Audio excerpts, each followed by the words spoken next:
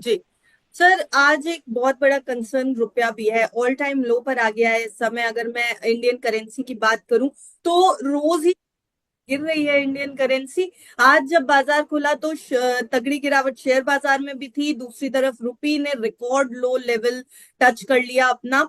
44 पैसे की गिरावट के साथ 87 रुपए 94 पैसे पर आ गया इसका भाव डॉलर के मुकाबले। सर, लगातार रुपया क्यों टूट रहा है इस समय? अभी टूटेगा क्या रुपया? ऐसा तो नहीं है कि 90 के भाव पर पहुंच जाएगा? बहुत मुश्किल हो जाएगी रुपए के लिए। सो अनिमा, ये फिर मैं थोड़ा ग्लोबल फैक्टर से रिलेट करूंगा हम्म। इसको। आप का जो प्रीवियस क्वेश्चन था ट्रम्प रिलेटेड, मैं उससे भी बताऊंगा। जी। क्या हो रहा है कि ग्लोबली जो ट्रम्प्स ने टैरिफ्स वगैरह पे अपना बोला है, और हम्म। जैसे आपने भी बताया स्टील और एल्यूमिनियम पे ट्रैफिक टैरिफ इम्पोज कर रहे हैं, 25% का ब्लैंकेट टैरिफ लगा रहे हैं जो आज से शायद हम्म। इफेक्टिव हो जाए।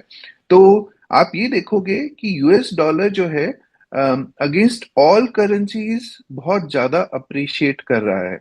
हम्म। अब उन्होंने चाइना के ऊपर भी टैरिफ बताए हैं, और यूनियन भी अपने आप को इस चीज के लिए रेडी करे कि उनके ऊपर भी टैरिफ्स लग सकते हैं। हम्म। जर्मन चांसलर ने बोला है कि वो भी रेडी हैं काउंटर टैरिफ्स लगाने के लिए। तो हम्म। ये सब फैक्टर्स जो हैं, ये ग्लोबल डॉलर स्ट्रेंथनिंग है। ये कोई इंडिविजुअल इंडिया का आइसोलेशन में नहीं हो रहा है कि इंडिया की ही करेंसी गिर रही है और बाकी करेंसी सेल थ्रू कर रही है, मजे ले रही हैं। यूरोप को भी आप देखोगे पिछले 1 डेढ़ महीने में करीब 3.5% की गिरावट आई है वहां पे भी। हम्म। हमारा मार्केट भी अच्छा खासा गिरा है, 4.5-5% का गिरावट आई है। तो name any big currency against dollar, और ये सब सारी करेंसीज के लिए एक डॉलर इंडेक्स होता है DXY, वो हम्म। 108 के लेवल्स पे पहुंच गया। कुछ समय पहले काफी नीचे था, और जी। जितना ज्यादा ऊपर जाता जाता है अब ये 108.2 108.3 पे कर रहा है, विच ये सिग्निफाई करता है कि डॉलर की स्ट्रेंथनिंग अगेंस्ट ऑल करेंसीज हो रही है। हम्म। तो जहां तक मेरा सवाल है, ये डॉलर जो है, डॉलर इस डॉलर की चिंता मुझे रुपए से रिलेटेड नहीं है, क्योंकि इन अ वे जब चाइना पे टैरिफ इम्पोज करेंगे तो चाइना की एक स्ट्रैटेजी ये रहेगी कि वो अपने करेंसी को डिप्रिशिएट करे अगेंस्ट यूएस डॉलर, और वहां हम्म। पे उम्मीद की जा रही है कि 7 से 8% का डिप्रिसिएशन हो रखा है।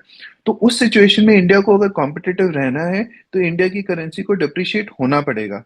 एंड हम्म। जहां तक मेरे को लगता है कि हमें इस पे, हालांकि सब कोई चिंता कर रहे हैं इस पे, मेरे एंगल से अगर देखा जाए तो कोई बहुत ज्यादा चिंता करने वाली बात नहीं है। ये ग्लोबल फिनोमिना है, इंडिया में अकेले कुछ नहीं हो रहा है। तो हम्म। आप इन सब चीजों पे इतना ज्यादा चिंता ना करें, क्योंकि आप ओवरऑल ग्लोबल इकोनॉमी को देखें, उस हिसाब के उस पर्सपेक्टिव से अगर अपने आप को प्लान करें तो आपको कोई दिक्कत नहीं होगी। जी सर, चिंता की बात रुपए के लिए नहीं है। FIIs को लेकर के चिंता की बात है क्या अभी? विदेशी आ, निवेशकों को लेकर के चिंता करें? बिकवाली लगातार जारी है। तो इसके बारे में भी मैं ग्लोबल पर्सपेक्टिव देना चाहता हूँ अर्निमा। सब लोग शायद ये समझेंगे कि मैं बड़ी रोजी पिक्चर पेंट कर रहा हूँ और अफरा तफरी मची हुई है, लेकिन मैं आपको एक पर्सपेक्टिव समझाना चाहता हूँ कि FIs जो है सिर्फ इंडिया से विड्रॉ नहीं कर रहे हैं, इमर्जिंग कंट्रीज में हर जगह से विड्रॉ कर रहे हैं। हम्म। और उनके उनको क्या है कि आप देखिए, इंडिया में आज की डेट में उनको जो रिटर्न्स मिलते हैं, हम्म।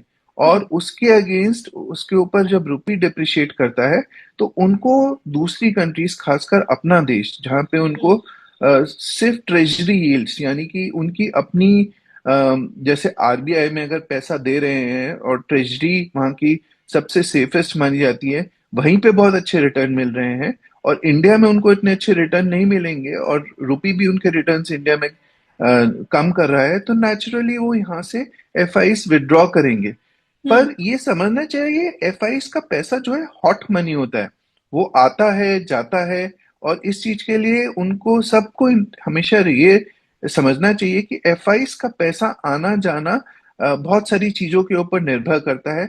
उन्होंने कोई ऐसा पॉलिसी डिसीजन नहीं ले लिया कि हम इंडिया में आगे चल के इन्वेस्ट नहीं करेंगे। वो आगे जब उनको ठीक लगेगा वो लंबा चौड़ा बढ़ के आएंगे भी, और लंबा चौड़ा विड्रॉ भी करेंगे। हम्म। खास देखने वाली बात यह है कि हमारा domestic market has been so resilient. Retail खासकर, उन्होंने बेसिकली इतना कवर कर लिया है जो एफआईज ने विड्रॉ किया है उसके अगेंस्ट, हमारी हमारे स्टॉक मार्केट को इतने अच्छे तरीके से बचा के रखा हुआ है।